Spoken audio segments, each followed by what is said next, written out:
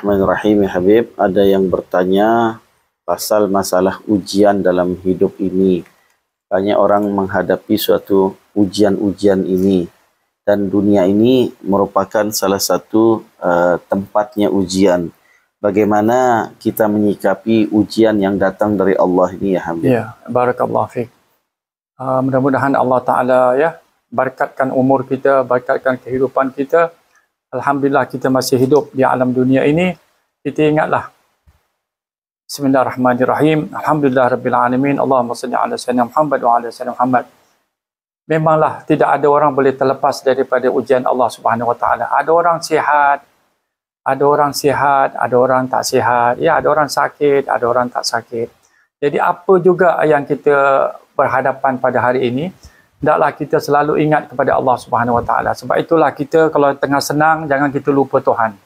Kita dengan senang, kita ada rezeki, kita ada kelebihan harta, jangan takut kita nak memberi pertolongan dengan orang.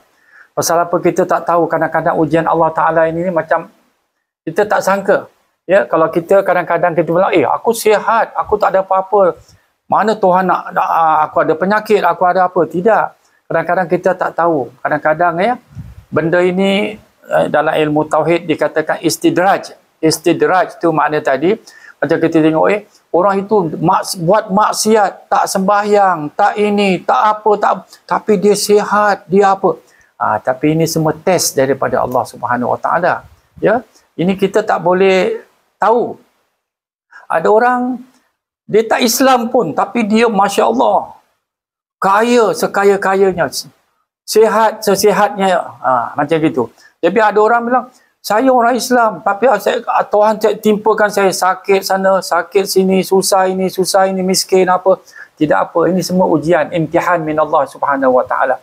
Kalau kita menerimanya dengan baik, dengan sabar, ya, kita sabar, kita tidak ada sangka buruk dengan Allah Subhanahu Wa Taala, insya-Allah Allah Ta'ala ini nak uji tengok. Allah Ta'ala nak naikkan darjat kita, pangkat kita.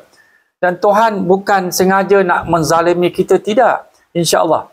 Jadi kita ingat ya, macam mana dalam kitab-kitab ya, kitab-kitab tauhid ada tersebut ya.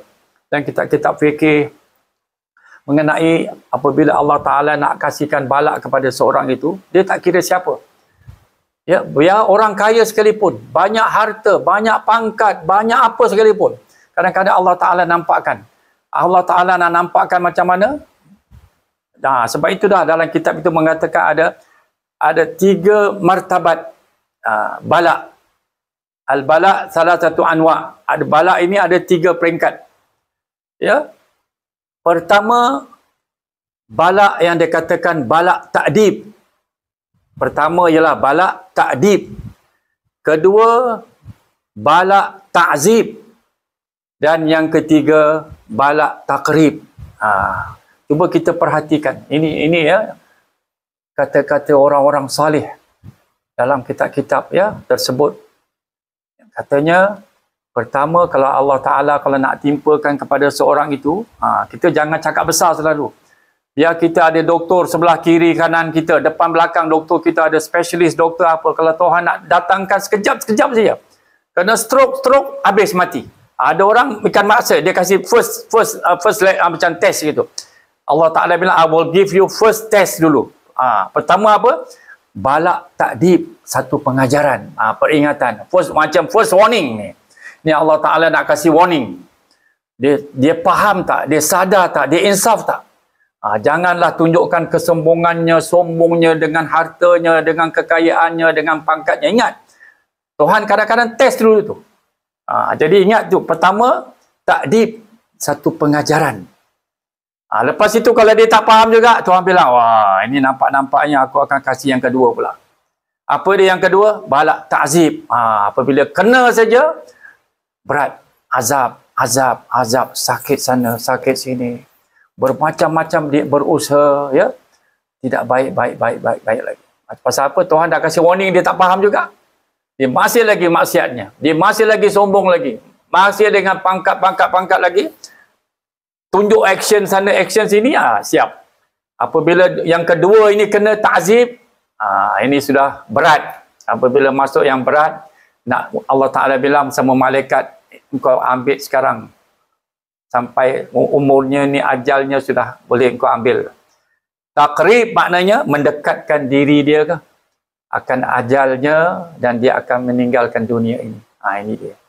Ini yang berakhir. Kita tidak mahu ya kita kena azab. Azab macam-macam. Ada orang dia mati senang tanpa sakit pun. Ada orang 6 bulan, setahun tak dapat bercakap, tak dapat kenal orang. Azab, macam-macam azab. Ini ikut masing-masing lah. Ya, ikut masing-masing punya amalan. Ada Allah Ta'ala mudahkan. Ya, ada Allah Ta'ala nampakkan. Ya, ada Allah Ta'ala luar biasa nampakkan seseorang itu. Macam seperti salah seorang tu dia hafal Quran.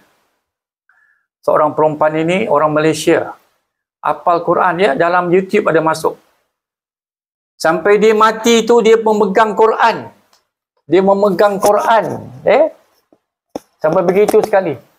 Ingatannya kuat dengan Al-Quran. Sayang betul membaca ayat-ayat Quran itu. Akhirnya ya, ada sampai ajalnya dia diridai oleh Allah Subhanahu Wa Taala. Ya, dengan mulianya itu, mati dia tu mati mulia. Indah sekali. Dengan bau yang harum, ya. Apalagi ya dinanti-nanti oleh malaikat menyambutnya. Beginilah dia nasib masing-masing.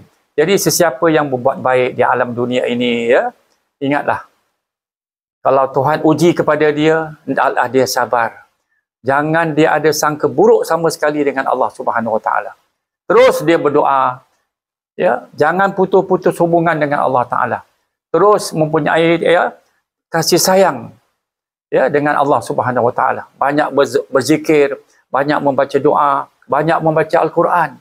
Ya, itu yang paling mulia sekali untuk mendapat bahagia dunia dan akhirat.